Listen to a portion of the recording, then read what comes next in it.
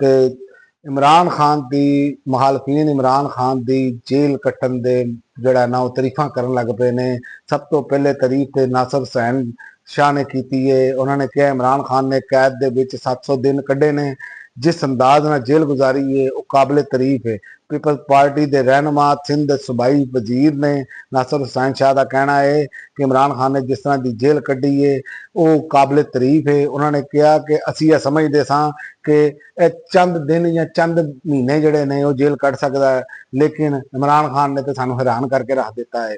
तो उस तो अलावा जवेद हाशमी साहब ने भी यह गल कही है कि मैं भी 10 साल जेल कट्टी है, लेकिन जिखो ये मरलियां दे विचों इमरान खान नूं कुछ कढ़िया गया है, मैं भी होंदा तो मैं डील कर लेंदा। शायद इन्ना जुल्म किया जा रहा है तो एहदे मैं इन्हां दी जगह ते होंदा तो मैं डील कर लेंदा, लेकिन इमरान खान ने मर्द मुजाहिद तरह डट के खलोता है। तो दूजी वड्डी खबर ते 4 दिहाइयां तो दहशतगर्दी ते काबू क्यों नहीं पाया जा रहा, मौलाना फजल रहमान ने सवाल खड़ा कर दिता है।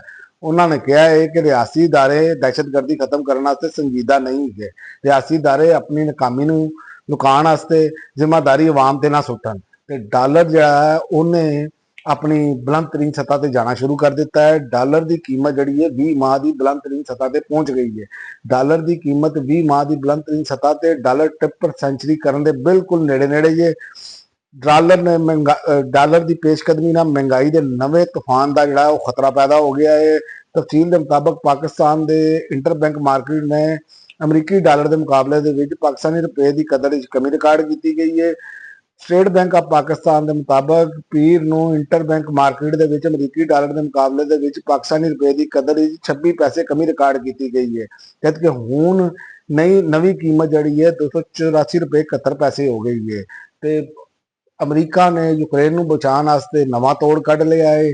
रूसी हमलियां का मुकाबला करने वास्ते अमरीका का यूक्रेन नूं पैट्रियाट एयर डिफेंस सिस्टम देने का ऐलान किया है। अमरीकी सदर ट्रंप ने यूक्रेन नूं पैट्रियाट एयर डिफेंस सिस्टम देने का ऐलान किया है तो रूसी मिसाइल हमलियां नूं मुसर जवाब तक दे सके। तो सदर ट्रंप ने कहा अमरीका यूक्रेन नूं जदीद दिफाई सिस्टम भी देगा जिहदी उहनूं बेशुमार जरूरत हैगी है। तो दूजा शादीशुदा पुत्र गर्लफ्रेंड नाल मुलाकात रोकने वास्ते माँ का अनोखा तरीका।